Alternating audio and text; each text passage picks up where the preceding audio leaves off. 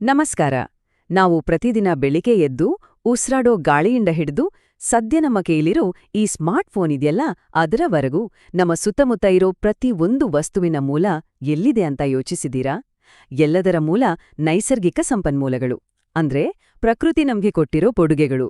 ಇವೇ ನಮ್ಮ ಇಡೀ ಬದುಕನ್ನೇ ರೂಪಿಸ್ತಿರೋ ಶಕ್ತಿಗಳು. ಬನ್ನಿ ಇವತ್ತು ಈ ಒಂದು ಅದ್ಭುತ ಸಂಪತ್ತಿನ ಜಗತ್ತಿನ ಬಗ್ಗೆ ಒಟ್ಟಿಗೆ ತಿಳ್ಕೊಳ್ಳೋಣ. ನೋಡಿ, ಎಲ್ಲಾ ಸಂಪನ್ಮೂಲಗಳ ಮೂಲ, ಅದರ ತಾಯಿ ಬೇರು ಅಂದ್ರೆ ಅದು ಪ್ರಕೃತಿ. ನಮ್ಮ ಕಣ್ಣು ಮುಂದೆ ಇರೋ ಈ ಭೋರ್ಗರಿಯೋ ಜಲಪಾತವನ್ನೇ ನೋಡಿ. ಇದು ನೋಡೋಕೆ ಕೇವಲ ಒಂದು ಸುಂದರವಾದ ದೃಶ್ಯ ಅಷ್ಟೇ ಅಲ್ಲ, ಇದು ಪ್ರಕೃತಿಯಲ್ಲಿರೋ ಅಗಾಧ ಶಕ್ತಿ, ಅದರ ಚೈತನ್ಯಕ್ಕೆ ಒಂದು ಸಂಕೇತ. ಈ ಸೌಂದರ್ಯದ ಹಿಂದೆನೆ ನಮ್ಮ ಇಡೀ ನಾಗರಿಕತೆಗೆ ಬೇಕಾಗಿರೋ ಜೀವಜಲ ಅಡಗಿದೆ ಅನ್ನೋದನ್ನ ನಾವು ಮರೆಬಾರ್ದು. ಸರಿ, ಇಲ್ಲಿ ಒಂದು ಬಹಳ ಮುಖ್ಯವಾದ ಪ್ರಶ್ನೆ ಬರುತ್ತೆ. ಕಾಡಲ್ಲಿರೋ ಒಂದು ಮರ, ಭೂಮಿಯೊಳಗಡೆ ಇರೋ ಒಂದು ಕಲ್ಲು, ಇದೆಲ್ಲ ಪ್ರಕೃತಿಯ ಭಾಗನೇ ಅಲ್ವಾ? ಆದರೆ ಅವುಗಳಲ್ಲಿ ಯಾವುದು, ಯಾವಾಗ ಮತ್ತು ಮುಖ್ಯವಾಗಿ ಹೇಗೆ ಮನುಷ್ಯರಿಗೆ ಉಪಯೋಗಕ್ಕೆ ಬರುವ ಒಂದು ಸಂಪನ್ಮೂಲ ಅಂತ ಕರೆಸ್ಕೊಳ್ಳುತ್ತೆ? ಇದೇ ನಮ್ಮ ಇವತ್ತಿನ ವಿಶ್ಲೇಷಣೆಯ ಕೇಂದ್ರಬಿಂದು. ನಮ್ಮ ಈ ಪಯಣದಲ್ಲಿ ನಾವು ಈ 6 ಮುಖ್ಯವಾದ ಘಟ್ಟಗಳನ್ನ ದಾಟಿಕೊಂಡು ಹೋಗ್ತೀವಿ. ಮೊದಲು ಒಂದು ವಸ್ತು ಸಂಪನ್ಮೂಲವಾಗಿ ಹೇಗೆ ಬದಲಾಗತ್ತೆ ಅಂತ ನೋಡೋಣ. ಆಮೇಲೆ ಅವುಗಳನ್ನ ಹೇಗೆಲ್ಲ ವಿಂಗಡಿಸ್ಬೋದು ಅನ್ನೋದನ್ನ ತಿಳ್ಕೊಳ್ಳೋಣ. ಹಾಗೆ ಮುಂದೆ ಹೋಗ್ತಾ ಅವುಗಳ ಲಭ್ಯತೆ ಮತ್ತು ಹಂಚಿಕೆಯಲ್ಲಿರೋ ಸವಾಲುಗಳೇನು ಅಂತ ಚರ್ಚೆ ಮಾಡಿ ಕೊನೆಗೆ ನಮ್ಮೆಲ್ಲರ ಜವಾಬ್ದಾರಿ ಏನು ಅನ್ನೋದನ್ನ ಅರ್ಥ ಮಾಡ್ಕೊಳ್ಳೋಣ. ಹಾಗಾದ್ರೆ ಶುರು ಮಾಡೋಣಲ್ವಾ? ಮೊದಲನೆಯದಾಗಿ, ಪ್ರಕೃತಿಯಲ್ಲಿರೋ ಒಂದು ವಸ್ತು ನಮ್ಮ ಉಪಯೋಗಕ್ಕೆ ಬರುವಂತಹ ಒಂದು ಸಂಪನ್ಮೂಲ ಆಗಿ ಬದಲಾಗಬೇಕಂದ್ರೆ ಅದು 3 ಮುಖ್ಯ ಷರತ್ತುಗಳನ್ನ ಪೂರೈಸಲೇಬೇಕು. ಆ 3 ಷರತ್ತುಗಳು ಯಾವುವು ನೋಡೋಣ ಬನ್ನಿ. ತುಂಬಾ ಸರಳವಾಗಿ ಹೇಳ್ಬೇಕಂದ್ರೆ, ನೈಸರ್ಗಿಕ ಸಂಪನ್ಮೂಲ ಅಂದ್ರೆ ಪ್ರಕೃತಿಯಲ್ಲಿ ಸಿಗುವ ಮತ್ತು ಮನುಷ್ಯರ ಅಗತ್ಯಗಳನ್ನು ಪೂರೈಸುವ ಯಾವುದೇ ವಸ್ತು. ಅದು ನಾವು ಕುಡಿಯೋ ನೀರಾಗಿರ್ಬೋದು, ಭೂಮಿಯಿಂದ ತೆಗೆಯೋ ಖನಿಜ ಆಗಿರ್ಬೋದು, ಅಥವಾ ಸೂರ್ಯನಿಂದ ಬರೋ ಸೌರಶಕ್ತಿಯೂ ಆಗಿರ್ಬೋದು. ಹಾಗಾದ್ರೆ ಪ್ರಕೃತಿಯಲ್ಲಿ ಸಿಗೋ ಪ್ರತಿಯೊಂದು ವಸ್ತು ಸಂಪನ್ಮೂಲ ಅಲ್ಲ. ಅದು ಸಂಪನ್ಮೂಲ ಅಂತ ಅನಿಸ್ಕೊಳ್ಳೋಕೆ 3 ಪರೀಕ್ಷೆಗಳನ್ನ ಪಾಸ್ ಮಾಡ್ಬೇಕು. ಮೊದಲನೇ ಪರೀಕ್ಷೆ, ಅದನ್ನ ಭೂಮಿಯಿಂದ ಹೊರಗೆ ತೆಗೆಯೋಕೆ ಅಥವಾ ಬಳಸೋಕೆ ನಮ್ಮ ಹತ್ರ ಟೆಕ್ನಾಲಜಿ ಇರಬೇಕು. ಎರಡನೇದು, ಅದನ್ನ ತೆಗೆಯೋಕೆ ಆಗೋ ಖರ್ಚಿಗಿಂತ ಅದರಿಂದ ಸಿಗೋ ಲಾಭ ಜಾಸ್ತಿ ಇರಬೇಕು, ಅಂದ್ರೆ ಆರ್ಥಿಕವಾಗಿ ಲಾಭದಾಯಕವಾಗಿರ್ಬೇಕು. ಇನ್ನು ಮೂರನೇದು, ಇದು ತುಂಬನೇ ಕುತೂಹಲಕಾರಿ, ನಮ್ಮ ಸಮಾಜ ಅದರ ಬಳಕೆಯನ್ನ ಒಪ್ಪಿಕೊಳ್ಬೇಕು. ಆ 3ನೇ ಷರತ್ತು ಅಂದ್ರೆ ಸಾಂಸ್ಕೃತಿಕ ಸ್ವೀಕಾರಾರ್ಹತೆ ಇದೆಯಲ್ಲ, ಅದನ್ನ ಅರ್ಥ ಮಾಡ್ಕೊಳಕ್ಕೆ ತುಳಸಿ ಗಿಡಕ್ಕಿಂತ ಒಳ್ಳೆ ಉದಾಹರಣೆ ಸಿಗಲ್ಲ.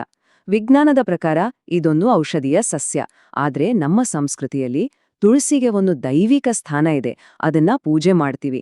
ಹಾಗಾಗಿ ತುಳಸಿಯನ್ನ ಕೇವಲ ಸೌದೆ ತರ ಉರ್ಸೋಕೆ ಬಳಸೋದನ್ನ ನಮ್ಮ ಸಮಾಜ ಒಪ್ಕೊಳ್ಳೋದಿಲ್ಲ.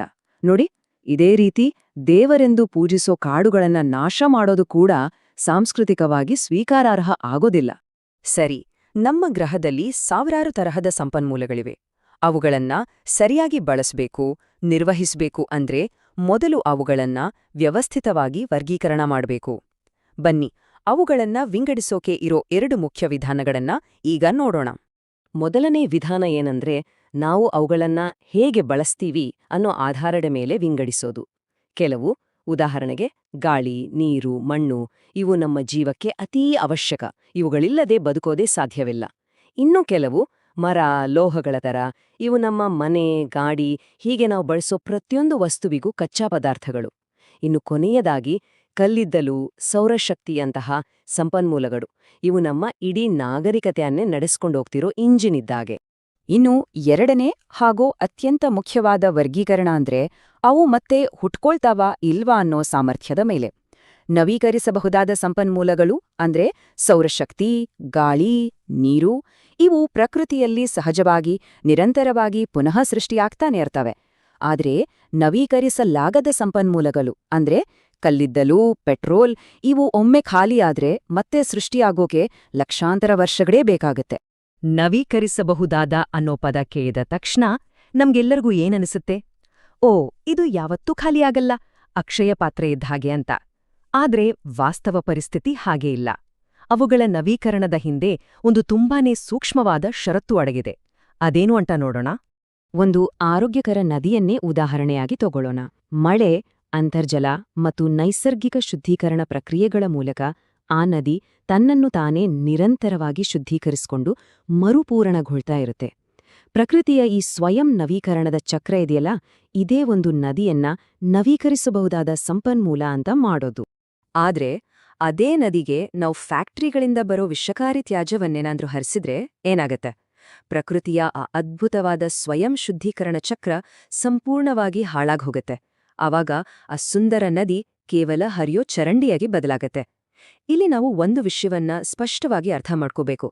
ಪ್ರಕೃತಿಯ ಸಹಜವಾದ ಲಯಕ್ಕೆ ನಾವು ತೊಂದರೆ ಕೊಡದೇ ಇದ್ರೆ ಮಾತ್ರ ನವೀಕರಿಸಬಹುದಾದ ಸಂಪನ್ಮೂಲಗಳು ನಿಜವಾಗಿಯೂ ನವೀಕರಿಸಲ್ಪಡ್ತವೆ. ಈಗ ಒಮ್ಮೆ ಖಾಲಿಯಾದ್ರೆ ಮತ್ತೆ ಸಿಗದೇ ಇರೋ ಸಂಪನ್ಮೂಲಗಳ ಬಗ್ಗೆ ಗಮನಹರಿಸೋಣ. ಇವು ಭೂಮಿ ತಾಯಿ ನಮ್ಗೆ ಕೊಟ್ಟಿರೋ ಸೀಮಿತ ಕೊಡುಗೆಗಳು. ಇವುಗಳ ಬಳಕೆ ಒಂದು ರೀತಿ ಕ್ಷಣಗಣನೆ, ಅಂದ್ರೆ ಕೌಂಟ್ಡೌನ್ ಶುರು ಆದ ಹಾಗೆ. 50 ವರ್ಷಗಳು.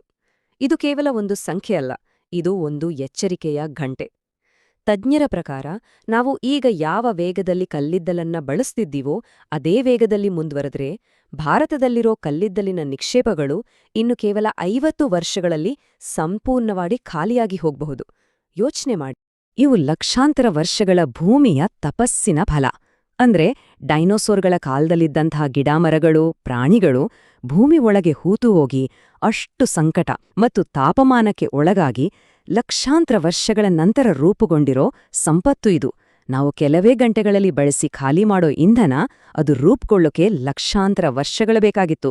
ಹಾಗಾಗಿ ಇವುಗಳ ಬಳಕೆಯಲ್ಲಿ ವಿವೇಚನೆ ಅನ್ನೋದು ಅತ್ಯಗತ್ಯ. ಹಾಗಾದ್ರೆ ಈ ಎಲ್ಲಾ ಸಂಪನ್ಮೂಲಗಳು ನಮ್ಮ ಭೂಮಿಯ ಮೇಲೆ ಎಲ್ಲಾ ಕಡೆನೂ ಒಂದೇ ಸಮನಾಗಿ ಹಂಚೋಗಿದ್ಯಾ? ಖಂಡಿತ ಇಲ್ಲ. ಈ ಹಂಚಿಕೆ ಒಂದು ಲಾಟರಿ ಇದ್ದಾಗೆ. ಕೆಲವು ಕಡೆ ಜಾಸ್ತಿ, ಕೆಲವು ಕಡೆ ಕಡಿಮೆ. ಇದರ ಪರಿಣಾಮಗಳೇನು? ಈ ನಕ್ಷೆ ನೋಡಿದ್ರೆ ಪರಿಸ್ಥಿತಿ ಸ್ಪಷ್ಟವಾಗಿ ಗೊತ್ತಾಗುತ್ತೆ. ಗಮನಿಸಿ, ಭಾರತದ ಪ್ರಮುಖ ಖನಿಜ ಸಂಪನ್ಮೂಲಗಳಾದ ಕಲ್ಲಿದ್ಲು ಮತ್ತು ಕಬ್ಬಿಣದ ಅದಿರು ಹೆಚ್ಚಾಗಿ ಪೂರ್ವ ಮತ್ತು ಮಧ್ಯ ಭಾರತದ ರಾಜ್ಯಗಳಲ್ಲೇ ಕೇಂದ್ರೀಕೃತವಾಗಿವೆ. ಇದೇ ಕಾರಣಕ್ಕೆ ನಮ್ಮ ದೇಶದ ದೊಡ್ಡ ದೊಡ್ಡ ಕಾರ್ಖಾನೆಗಳು, ಕೈಗಾರಿಕೆಗಳು ಹೆಚ್ಚಾಗಿ ಆ ಪ್ರದೇಶಗಳಲ್ಲೇ ಸ್ಥಾಪನೆಯಾಗುತ್ತವೆ. ಇದು ಸಹಜವಾಗಿಯೇ ಪ್ರಾದೇಶಿಕ ಅಭಿವೃದ್ಧಿಯಲ್ಲಿ ಅಸಮಾನತೆಗೆ ಕಾರಣ ಆಗುತ್ತೆ.